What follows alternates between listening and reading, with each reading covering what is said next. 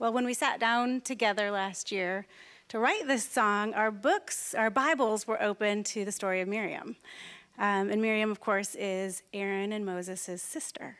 And she witnessed some pretty impossible things. She witnessed God keeping his promises, and she led women in celebrating the goodness and the faithfulness of God. But as we read her story, we just resonated so much with that, as well as the truth that God always keeps his promises. And so while he promised to lead the people of Israel out of Egypt, and he kept that promise, he also promises to be with us wherever we go, right? Yes.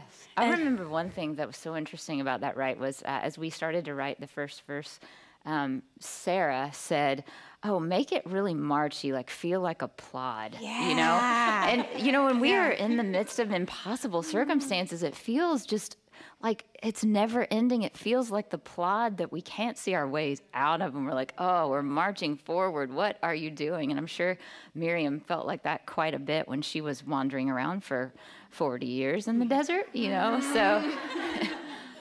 Yeah, I remember. And I remember what's so interesting, I'm glad you said that, Jenny, because you went straight from playing one thing to playing exactly, like as you knew what it was, the plod, that feeling expressed in music on your keys.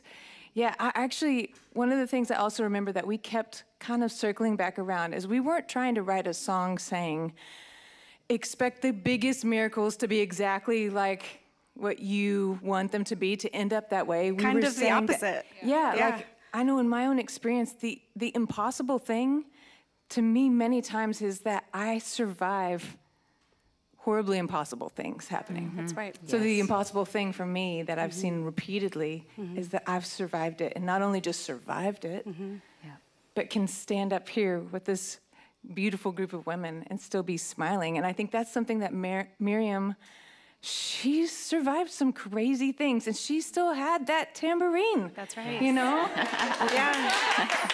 And she led worship to the God of Israel for the impossible thing that he did, and we now get to lead worship to the God of us, all of us, for the impossible things that he has done, is doing, will do, and the very truth that he will open our eyes that we will survive whatever impossible thing, because he keeps his promises that he's with us. Amen. Yes.